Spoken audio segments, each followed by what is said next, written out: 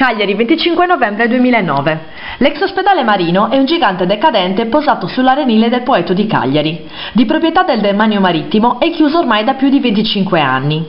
Nel marzo 2006 la Regione Sardegna ha indetto una gara per la valorizzazione dell'immobile.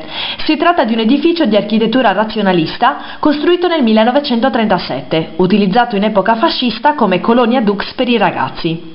Considerato il delicato equilibrio ambientale e paesaggistico di questa parte importante del litorale cagliaritano, la Regione ritenne di dover orientare le scelte di Da qui il progetto che prevedeva la realizzazione di beauty farm e di un centro per la talassoterapia, che avrebbe incrementato l'attività turistica durante l'intero corso dell'anno. Da quando nel 1988 medici e pazienti hanno lasciato per sempre l'edificio. Per entrare nei corridoi dell'ex ospedale marino basta scavalcare il davanzale di una delle tante finestre murate e riaperte nel tempo. I balconi sono stati divorati dall'incuria e dalla salsedine e sono raggiungibili passando sopra la duna di sabbia che fa da ponte. In una stanza ci sono anche dei segni di un principio di incendio. Le vecchie sale operatorie sono state devastate dai vandali. L'abbandono è dappertutto. L'ex colonia Dux è diventata una discarica di rifiuti e un rifugio per randaggi e senza tetto.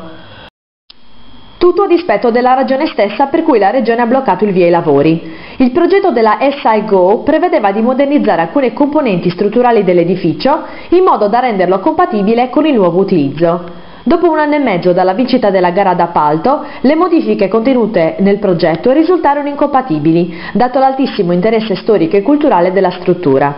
La salvaguardia delle particolarità architettoniche viene quindi messa in primo piano, anche prima della messa in sicurezza di un edificio che, data l'età, è a rischio di crollo o di incendio. Intanto, il vento e il tempo continuano a consumare inesorabilmente quanto resta, senza che ci sia un valido progetto alternativo in grado di salvare il salvabile. Quello che l'intera città chiede è la messa in sicurezza della zona, affinché l'ex ospedale marino diventi un'attività produttiva e non una cicatrice sul volto della città.